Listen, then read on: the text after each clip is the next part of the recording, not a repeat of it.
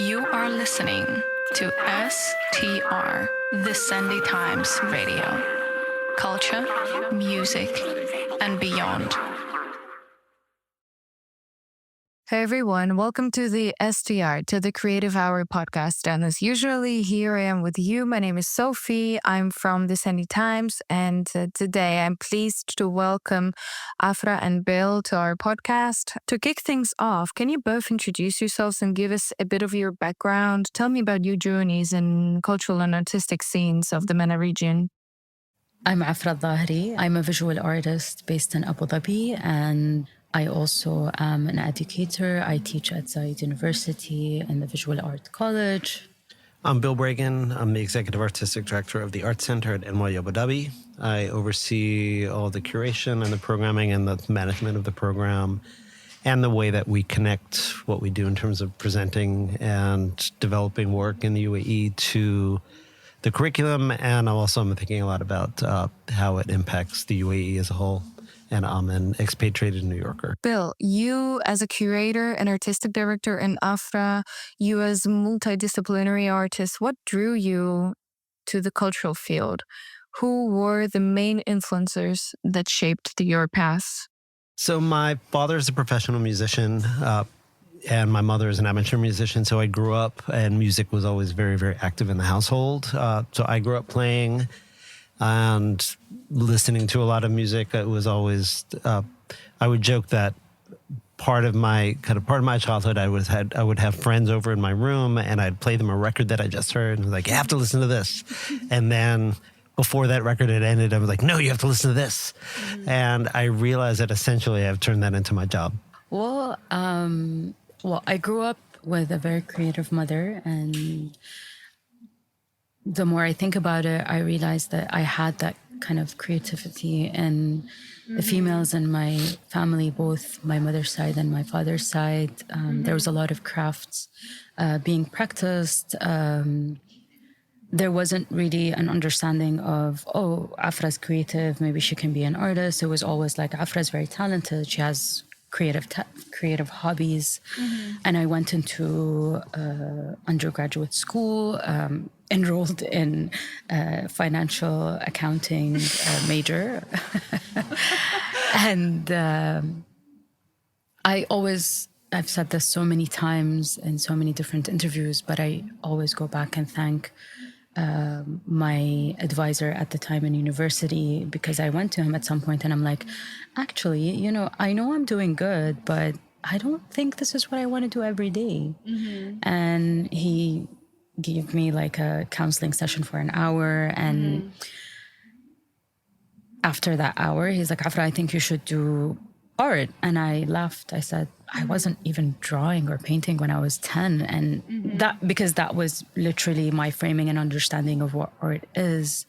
But I was always interested in DIY. I was always interested in constructing things, making things myself, building things myself. And so he put me in a foundation class, and that was the start. That was the moment when I was just so fascinated. I'm like, I could get a degree in this. Yeah, and I think, in lots of places, I think there's always this push to, you want your child to be a professional and, a doctor or lawyer, something respectable. And a lot of people run into resistance if they want to pursue a role in the arts. And I think I was lucky because when I started down this path, and for me, it was really when I got to college, I started working on the concert series and I started presenting shows. And that's where I really shifted from being a musician to supporting other people who are more talented than I am. But I never had that resistance because, of course, I was going to follow an artistic career because the passion was instilled in me. Certainly, a lot of my early career was focused on jazz. And so I think the love for jazz came from him. All of the rock and the other things came elsewhere. So part of that was, early on, I think I listened to the band Chicago, who had a big horn section, or Blood, Sweat, and Tears. Like, they've got horns, Dad, maybe you'll like that. So I was trying to find those things. Nice. But he gave up on popular music before rock and roll even started. So I think our taste is quite different. I have quite a few pieces that were basically a celebration of my mother's hidden labor.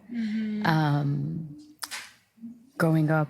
And so she put me in like crocheting classes. Her mother used to knit us these stuffed animals, and my grandmother from my father's side did the khus weaving. So I kind of grew up seeing that. My mother put me in a lot of classes. Every time she'd see me interested in something new, she'd be like, oh, maybe I put you in a class to develop that. And so I went from like cooking classes to jewelry to like fashion to hairdressing. I didn't know it, but it makes so much sense. I think of like the first piece of Afra's that I really connected with, which was the video of the hair combing. And I think my first access point was because it's also, I think of it as a sound piece.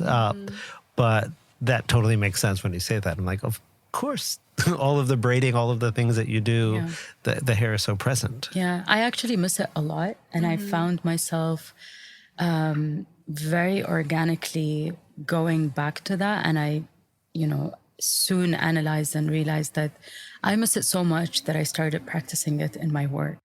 Afra, you often explore themes of identity and labor in your work. What draws you to the exploration of these notions?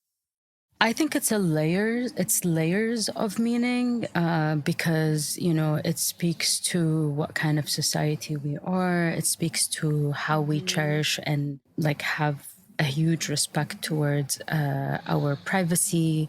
It talks about a lot of kind of inherited ideologies, our relationship to religion versus culture or something in between. I think it speaks to a lot of traditions as well, and all these ideas of maybe even beauty standards within this culture, but is it ours? Is it inherited? There's a lot of questioning that goes into that. When I talk about my mother's hidden labor, it's predominantly because I had super long hair as a kid, and it was such a, you can call it labor of love, but it's a form of labor to conform with like cultural ideologies that were inherited and passed on from one generation to the other that my mother had to conform with. And by that, she had to kind of maintain and keep up with that. And that's why I produce pieces that celebrate that. And Well, it's interesting because that piece I experienced as a very solitary piece. You wear headphones as you're watching it. So you're not, a lot of my work is dealing with performance, which you mostly, not always, but you mostly experience collectively. And so that collective response is part of the social relationship you're creating. I think in that piece in particular, that was a really private piece, and there's an intimacy in the combing and it's a close-up shot and you're hearing it in the headphones. So I think in a way it is just putting you in much more of a direct relationship to it. And it's not about being part of an audience that is a collective group, but it's about you being in a relationship with Afra and that piece. And it was also a metaphorical piece because I was actually combing a piece of cotton fabric mesh that was woven into strings of a piano. And so there's a lot of like metaphor in the work, just as it kind of represents a lot of different meanings. Another thing that, hair represents is also time. How do each of you see the relationship between a personal experience and collective narratives in your respective fields? Basically, do you both perceive your work as a collective reconciliation or a personal story? I think that's a really good question and an interesting one as well, because I think my work for sure stems from a personal place. It's a personal experience. It starts with that, but then it's also a survey and a reflection of the community and how it can exist in this context to either serve the personal narrative or respond to the collective experience. Yeah, I think we have a lot of similar experiences. And I think at this time that like in the pace and time that we're living at, there's a lot of shared experiences and there's a sense of collectiveness, even if we, practice in solitude a lot of the time.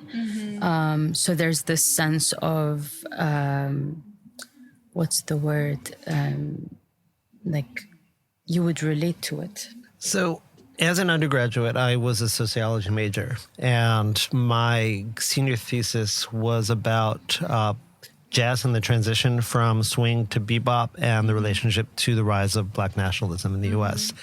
And a lot of the work that I did then, I think, was looking at issues of representation, issues of community, whose work is on stage, who's present in the audience, where those kind of who's valued in that. And so I realized later, at the time I thought of sociology as something I was interested in intellectually, and then the work I did on the concert series as being my professional path. And at some point I realized that actually the way that I do my work is very much stemming from that conversation about who is on stage and what is the work that's being shared and what communities are invited. And in most of the places that I've worked, I ran a performing arts festival in Central Park or at Lincoln Center, or I was at the Public Theater running Joe's Pub. I'm always working with a lot of artists who are from communities that I'm not from. And so the question of what my role is in a relationship in terms of building communities, in terms of using kind of the roles that I have and the privileges that I have to offer platforms to people to speak for themselves, to their own community, but invite others in. And how do you build a larger community that is drawing from the kind of hyper-local, really specific, and by focusing on those distinctions, find the universality in that. Bill, how do you ensure that voices of artists reflect these collective narratives in your programming at NYU Abu Dhabi? Well, I guess first, it's impossible to include everybody, right? So I think you try to be really aware of where your biases are. You try to be really aware of whose voices haven't been heard. When I started the Art Center, for example, there was a big question about the role of the Filipino community in the UAE, and realized that within the way that as a new art center and you define your audiences, there were so many people who worked and lived on campus, people who were working in food services and facilities, people who were working as caretakers in people's homes, that wouldn't necessarily have been defined into the audience for a brand new performing arts center. And so in our second season, one of the key events we did was called Disco Manila, and it was a focus of artists from the 70s and 80s who were singing classic songs that everybody grew up or their parents grew up with. And part of that was really just sending a signal from the beginning that we were going to have a very expansive vision of who the audience would be for the Art Center. Afra, your use of materials like cotton ropes in your work seems to speak to the themes of memory and identity. How do you think these materials convey your personal narrative? What kind of response do they elicit from the audience? You wrote once, I ground myself in the process of making work, constantly deconstructing and reconstructing elements of the material and concept, speaking about the collective exhaustion. Can you elaborate on this idea? What was your main message of reinvention here, and how did you approach it? So I think resorting back to kind of crafts or habitual practices came from one of the things that I thought about a lot when I started the hair drawing series. I would collect my fallen hair and then kind of organize it one at a time on a piece of paper with like double-sided tape, just to like put them in a consistent line on a row. And just that moment of like kind of pulling that hair from the collected knot made me think of my grandmother, walking into my grandmother walking into the living room to find my grandmother like cleaning rice, like picking the rice. And that, for some reason, just stayed with me. I was very young. I don't know why this memory just keeps coming back to me, that image. It's very vivid. Sometimes I even question, I'm like, was that what it was, or was this a construction of my brain to like take me to a place that is a slower moment, that is very specific? And so I think a lot in my practice when making, because my work is process-based, I think a lot in the process. So sometimes I come up with an idea and I have a very visual image that I'm like, okay, this is what I want to create formally. And I'm not sure what the meaning is yet, but I want, an abundance of rope suspended from the ceiling. Why? Cascading down. I don't know. There's a lot of it and it's going to be heavy. There's weight and so on. And then I start the process. And one of my processes that I developed is I buy the ropes. They're marine ropes. They're twisted. And so I untwist them. So there's that process of undoing. There's an unlearning. The rope learned to be twisted for a duration of time. And now I'm teaching it to unlearn that position, that form that it kind of stayed in for a while. At the same time, it's an unlearning process. It's an undoing. So there's immediately this act of repetition, because I stand there and I'm just untwisting rope.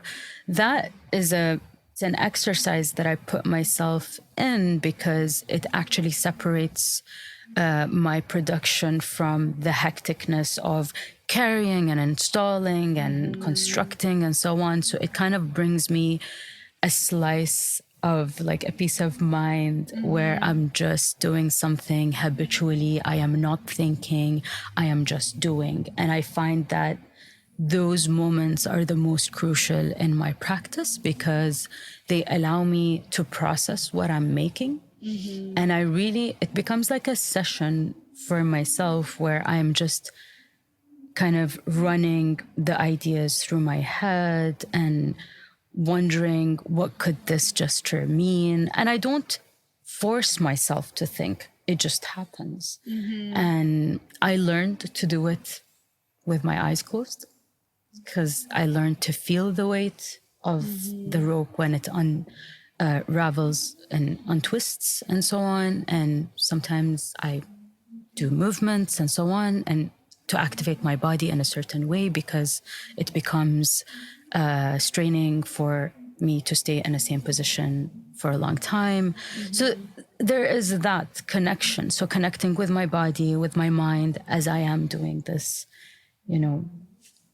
I think the untwisting process is a negotiation. And this is the moment where I negotiate with the work. Like, what are we talking about? And there's a lot of negotiation in my work that is tied to like social conditioning and inherited ideologies through upbringing and so on. The act of unlearning and untwisting becomes, a formal one. But I think that there's definitely a lot of negotiation in that process, but it allows me the time to slow down, to do something that is so time consuming, so laborious for the body, that is so engaging in contrast and in contrary to like how we work every day using our phones and laptops, where we're just activating the brain and the eyes. But instead, I take it back and I kind of indulge in a practice that is slower, that allows me to connect more with the work. One of the things that I intentionally and very consciously made as a decision is to find ways to experience my work in process for longer moments of time. One of the things that I love about just listening to this conversation is I'm thinking back to the conversation that we had when we were doing the social media shout outs about what do you look for in art.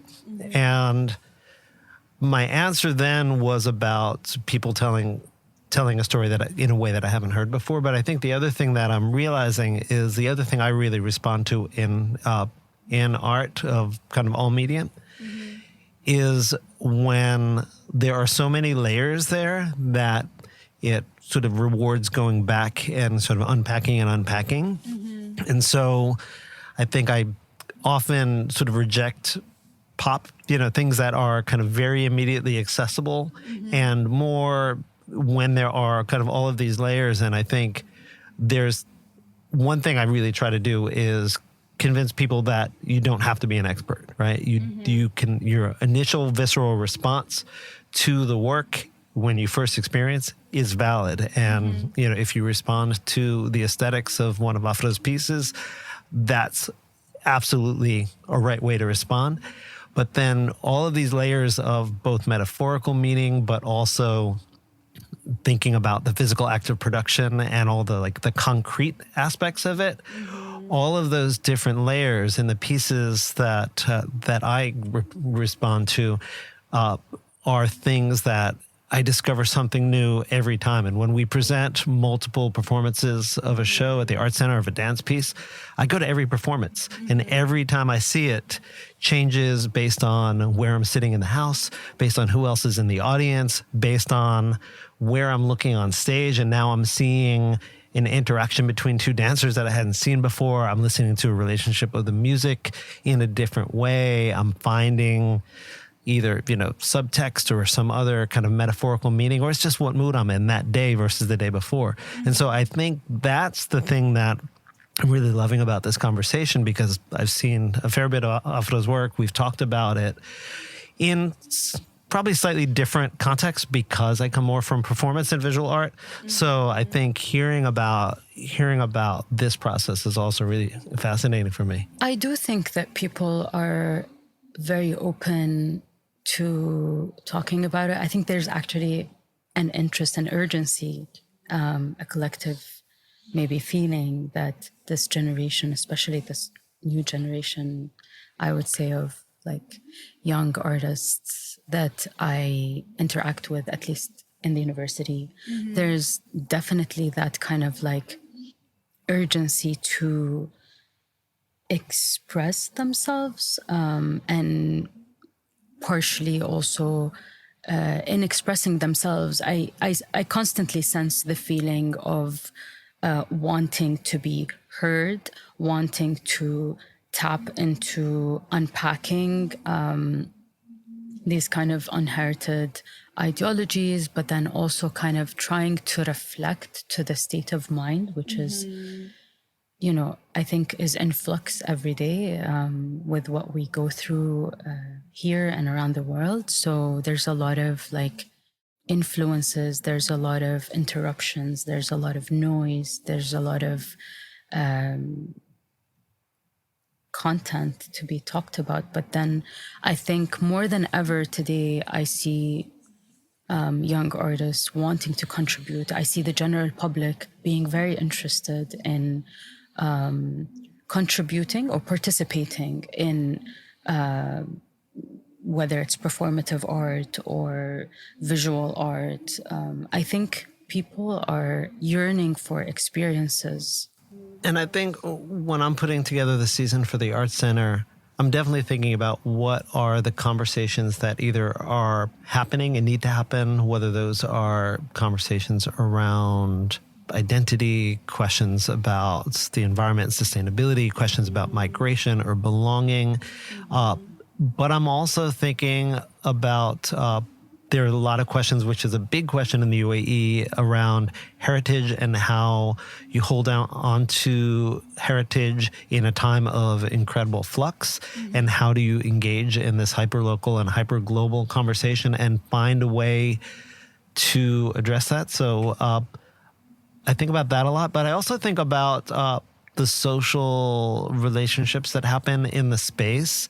I think over the past few years, the question of joy, like when there's, especially coming out of the pandemic, there was a question of what kind of art do people need now? Do people need mourning and processing, and how do you like deal with this collective trauma that we're all in? Or do people need a moment of celebration? And is that okay? Right? Do you have permission just to have a dance party because people want to be together in a room? And what is that relationship that happens? And so some of the work that I'm attracted to is not narrative. And if you ask what it's about, the story and the narrative of the piece is not what it's about. It's about the emotional feeling. It's about the relationship in the audience. There was a piece by a company called 600 Highwaymen called The Fever, which was 80 people sitting in a circle, and slowly they created these strategies for the audience to step up, inhabit a role for a second, sit down, and then eventually the whole audience, without knowing why, is on their feet. They're running in circles together. Someone is falling, everybody's lifting them up. And it's creating this dynamic that was about communal caretaking. And when do you go from being an observer and a witness and an audience member to being an active participant and part of a community? And I saw it right after the inauguration of Trump as president in the U.S. and when a lot of young African-American men were being killed by police officers. And you realize that was actually, there was nothing in the piece, in the script, in anything that spoke to any of those things. But the dynamic that they created, realized like it tapped into a need that people had to engage in these much bigger questions about where do I fit in and what is my role in a community? How do you translate a region's traditions to global audiences with the multicultural backgrounds? For instance, are there any symbols in a collective exhaustion? And how have you incorporated them in the collaboration with international creatives? I think it's definitely expanding because what's happening right now, the kind of construction of the constant construction of the UAE as an art scene or as a hub to make and create is constantly shifting. It's constantly being developed. Like when we talk about topics or ideas of identity, I always think that it's under construction, because we have a strong sense of tradition, and it comes from the household, it comes from the family, it comes from the tight-knit kind of family orientation. But then, we go out in the world, we study abroad, we, speak English a lot of time. And, but then while consciously also wanting to preserve the native language and kind of pay tribute to it, but then also pay tribute to this, to these cultural ideologies. And so there's always this kind of, and that's why I use the word negotiation a lot, because I think that there's always a negotiation, there's always a circling around, there's a cycle. One of the first solo show that I had in Dubai at Green Art Gallery was called Split Ends. And the title came because I was negotiating cultural ideologies, and I came to realization that it's not something that I can come and chop off and that's it. And I don't want to do that. I have great respect for it. But then how do I negotiate what I want from it versus what I maybe want to just coexist or unlearn? And so it's a form of negotiation that needs to be revisited periodically. And I realize it's like split ends on our hair, where you every 3 months you're reminded by your hair. You start having split ends in your hair, and it's like, hello, you need a trim, right? So that's where the title came from. I think one of the words that kept jumping out when you were speaking was negotiation, and I'm thinking about that also in the business terms of trade and exchange, right? And so when talking about tradition, I think there is this often misunderstanding that tradition is fixed. And one of the things to me that has been really important, especially in my coming here, is the really learning about the importance of tradition as being something that is in constant flux. And it's in constant flux because people are in motion, because people are exchanging ideas and goods, and people are migrating around the world. So one of my closest artistic and personal relationships since I've been here is with Ghazi Amalefi, who's an ethnomusicologist and composer, guitarist who focuses on pearl diving music and Bahri music of the sea from the Gulf. And one of the things that he does in his music in a band called Boom Douan is to put the music of the Gulf into dialogue with music from other places. So we first worked together in a major way in a project called Cuban Khaliji Project. And when I had first gone to Kuwait and listened to the traditional diwaniyah and the traditional music there. I was really fascinated by it. And then I was in New York and I was with Arturo Farrell, who's an Afro-Cuban multiple Grammy-winning pianist. And when I played the music for him, he immediately recognized common roots in the music with the music from Cuba. And his specific response was, well, this makes sense because we're both seafaring cultures. And in a seafaring culture, that movement in the case of the Gulf between the Arabian Peninsula and the Swahili coast of East Africa and South Asia and up to Iraq, and that constant movement is what created it. And it was annual, right? People were migrating every year, and new rhythms and new songs and new melodies and new ideas were coming in. And so I think that question, that negotiation, is one that happens because it's dynamic and it's always in motion. And when people try to freeze it and say it just belongs in a case and this is a historical artifact, well, that's actually not a historical way to understand it. The historical way to understand it is that it was never fixed. You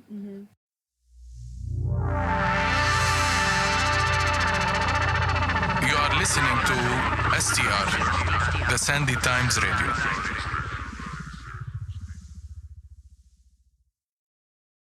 Yeah, I guess the inheritance is the idea that I'm hearing from Afra, right? That you can sort of trace it back to your parents and your parents' parents, and so I think there's that lineage. But in a U.S. perspective, people hear bluegrass music and people think bluegrass music is traditional music. But bluegrass music was urban music that was created in kind of mid 20th century U.S.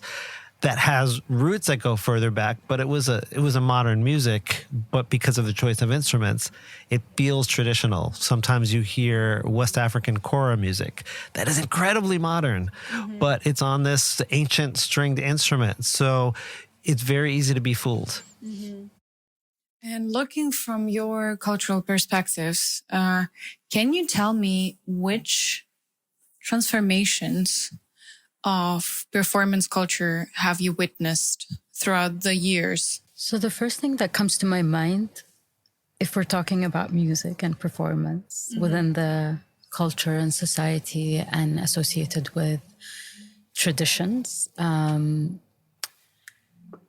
in the past, and I would say 70s, 80s, 90s, perhaps early 2000s, very early 2000s, neighborhoods were very tight-knit.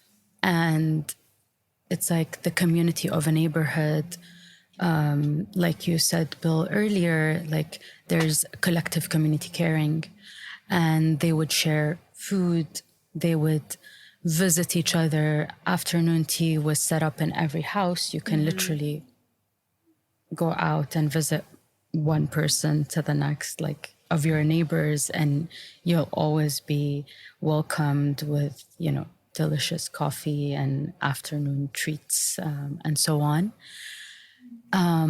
People had the habit of sharing food, and that was really beautiful. You would know if someone is celebrating or mourning because of the collectiveness and because of habits and traditions of sharing. Like if someone is celebrating, maybe they're getting married, so they would embellish the house with lights and so on. So you would know. They would distribute food to the neighborhood. But more importantly, they would have neighborhood weddings. So basically, they would set up the ayala for the man. There would be women like, doing the hair dance and so on. There's like that sense of collectiveness. And it was really beautiful. It became like a collective celebration, even if you're like not the one being celebrated or you're not directly associated to it. There's this like kind of positive energy of like, oh, like there's a wedding in the neighborhood and everyone would go. This stopped, and there would always be like an empty plot in the neighborhood, and that's where everyone's kind of like wedding would be. Because we do it in a segregated manner, like the kind of open neighborhood plot would be predominantly for the man, but then like the woman would have an open house that is welcoming everyone. They would have bands of women playing in the house and vice versa in the neighborhood. And I really missed that.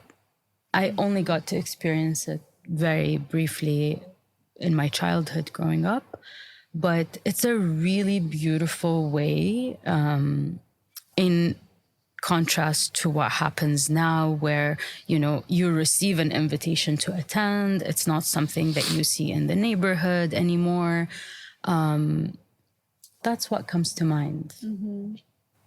I think it's interesting because coming from the US, and I guess more particularly from New York, it's so much more of an individualistic society. So even these references, in many ways, I grew up in the suburbs outside of New York City, kind of near Kennedy Airport. And in that kind of suburban living, you don't have very many of those collective moments. And I do think that within a lot of my work, one of the things that have drawn me to presenting live events is that moment of community. There's this idea, Emil Durkheim has this phrase about collective effervescence, and it is the sort of the way that kind of artistic experience or sports experiences in certain ways replace the ritual of religious experiences, but the way that people are brought together to become something larger than themselves, for me, that is, I think, the key to why I work in live events as opposed to I worked for a record label for a year, and that felt very isolating.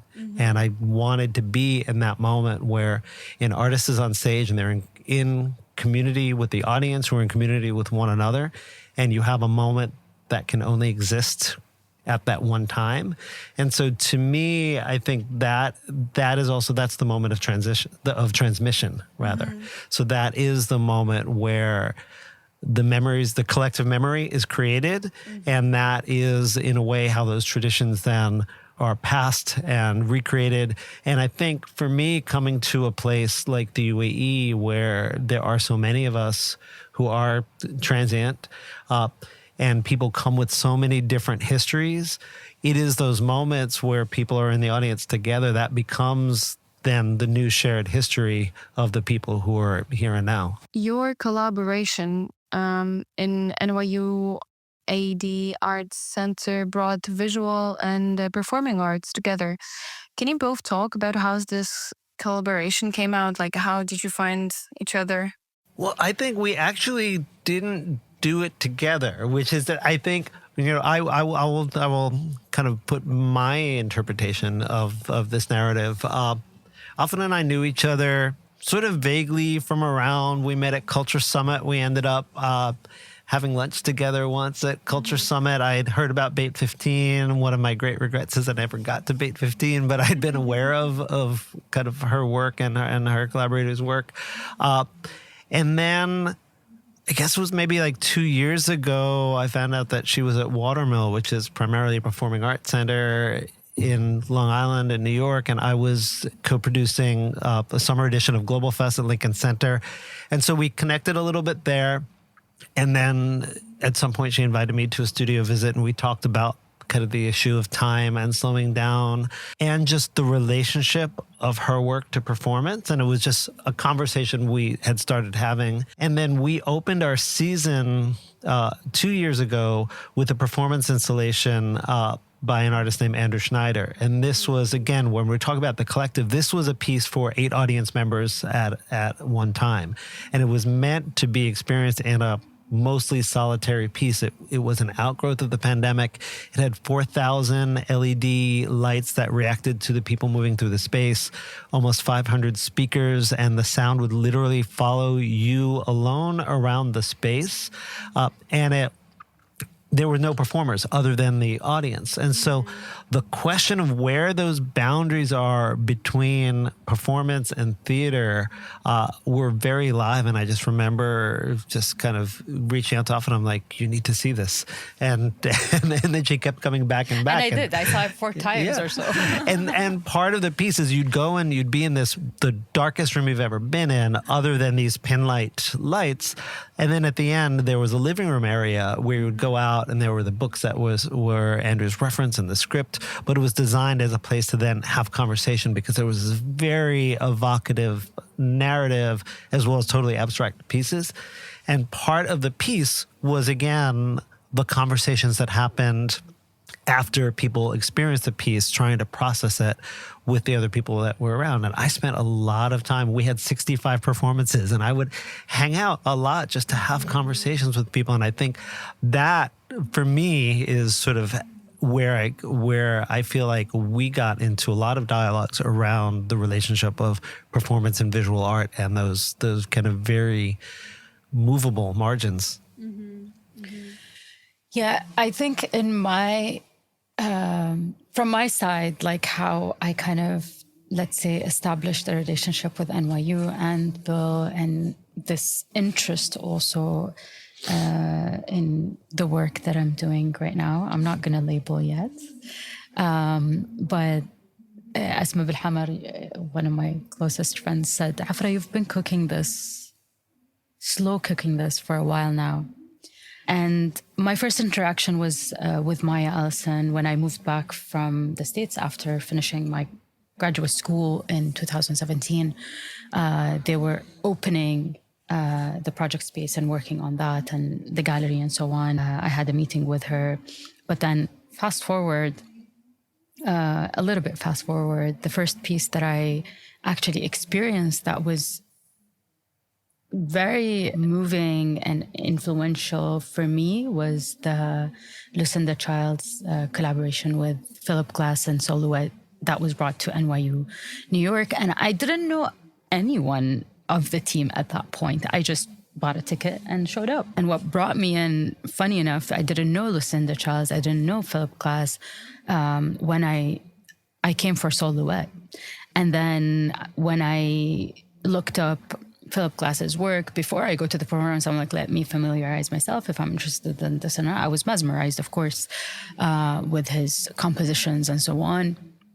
I loved that they talked about repetition. I loved that they talked about minimalist art. I loved the connection, the collaboration. And I always had this kind of knocking question inside my head of like, how can I ever work with sound and light and my visual work together? How do these elements ever come together?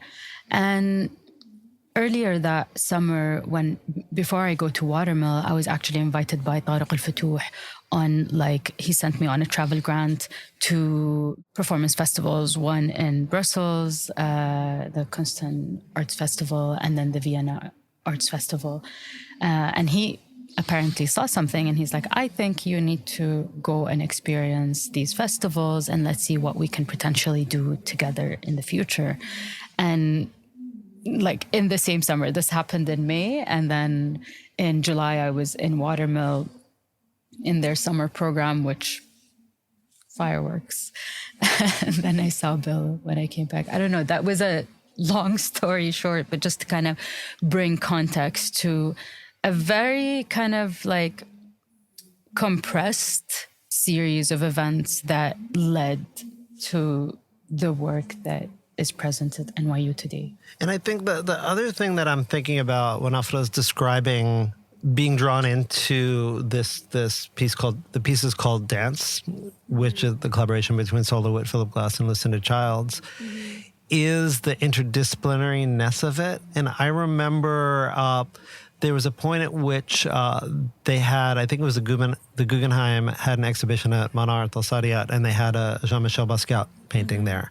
And they showed this documentary about Basquiat, and it focused on how he sort of grew out of this downtown scene in New York, and he was making paintings and he was making street art, but then he was also stalking Andy Warhol and trying to kind of find his way to uptown, uptown galleries, but he was also making experimental films, and he was also playing in a band. And I was thinking about that sort of interdisciplinarity. And then they had a party that was evoking this Canal Zone party. And I realized that I knew almost everybody in the room. A lot of the people I knew were coming from the visual art world. And in New York, there's so much jazz, there's so much world music, there's so much dance, there's so much theater. I'm not personally in dialogue. And what I realized is there is also something that's different about the fact that the artist community in the UAE is still small. And that when I came here, there was not a lot of performance to go to. So I started spending much more time in the visual art world than I might have in New York. And so these kinds of conversations and relationships, and then the art that's coming from it, I think also there's this really exciting opportunity for a different vocabulary to develop because of the multidisciplinarity, the internationalism, the sort of the kind of constant flux, but also the emphasis on heritage, all of these things that we're talking about.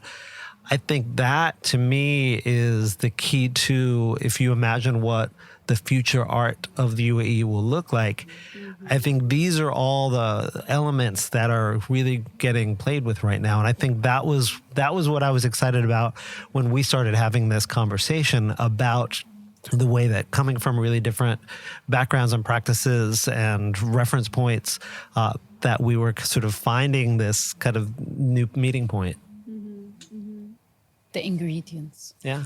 Yeah, I think about it a lot in terms of like kindling, and there's like the raw materials are there, and I feel like part of my job is to light a lot of matches and keep throwing it on the kindling, and I'm like excited to see when it's really gonna just start burning. But until then, I'm just gonna keep flicking matches.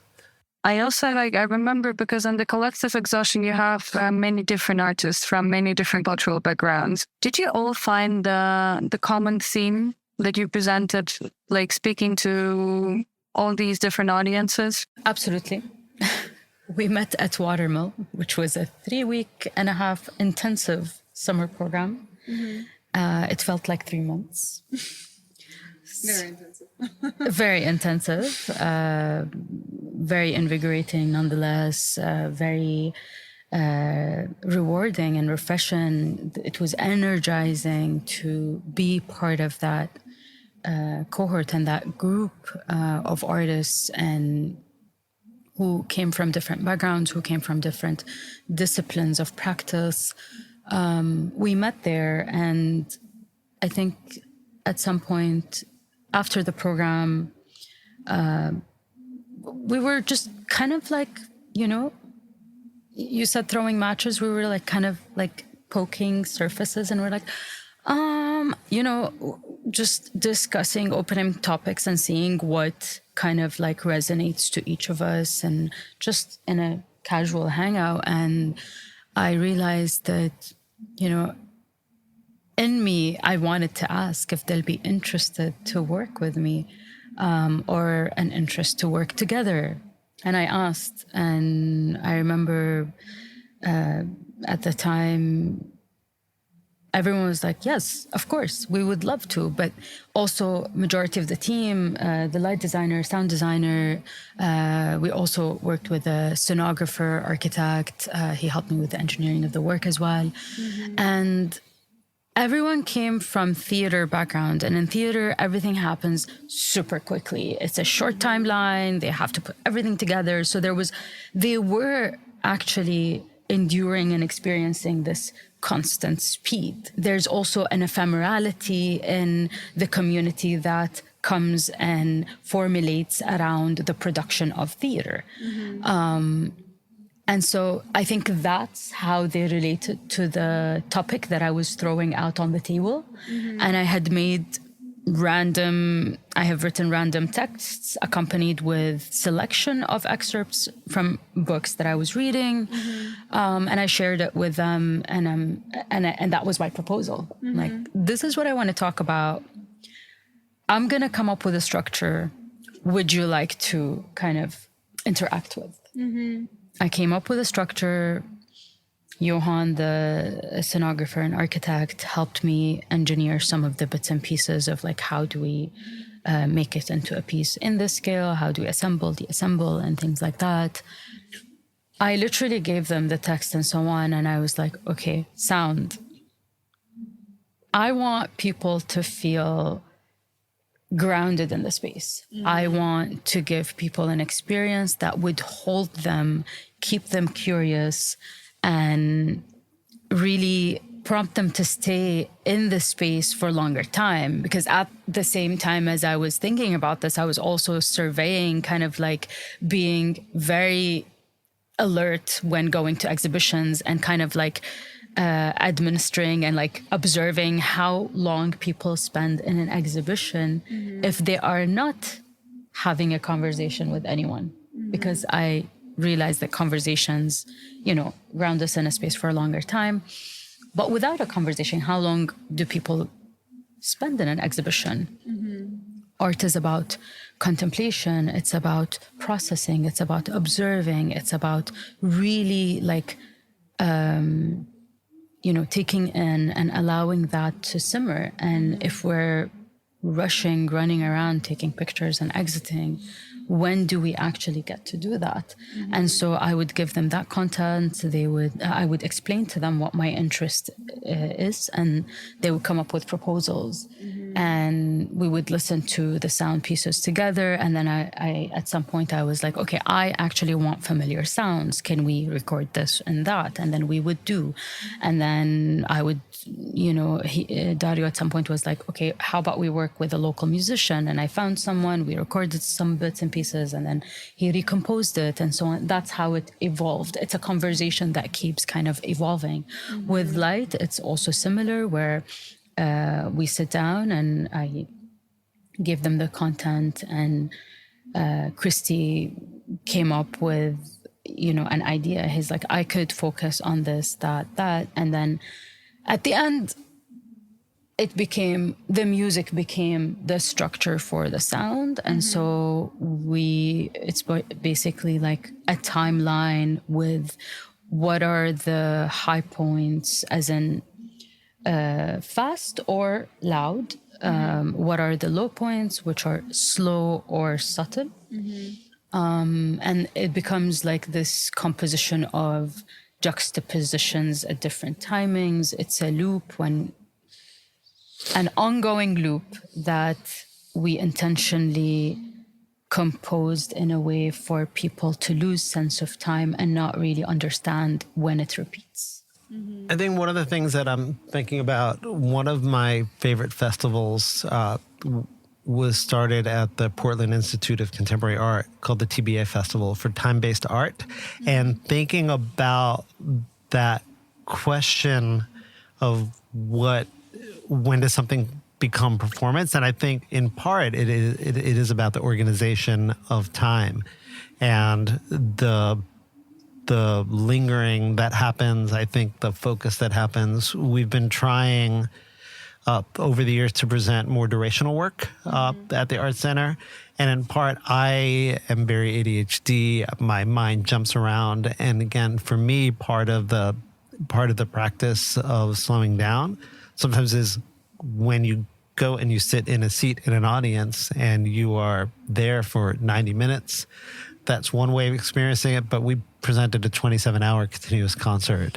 We presented 8-hour theater pieces. We presented a 5-hour immersive performance installation. And what happens there when you're really kind of encouraged to engage with the work in a sense of stillness, but that's never still, right? It's in constant motion, but to experience the time in a different way, I think, again, when we kind of think about where these borders are between the kind of work that Afra does and the kind of work that I typically work with, I think that sense of time is really one of the key focuses. Yeah, and I talk about overstimulation a lot in our relationship to day-to-day overstimulation, which is now like over 100%. But we're still overstimulating the audience in this experience and the work, right? But it's an overstimulation focused on one work, on one thing. So it's like grabbing their attention and holding on to it. I will say a sentence that I've been thinking about a lot. It's in one of the random writings that I did. A yearning that lingers in the shadows of scattered minds. Thank you so much. Really, thank you so much. And I hope you enjoyed your hour with us. And stay tuned for our next episode to enrich your lives and give you some food for thought. STR loves you. Bye-bye.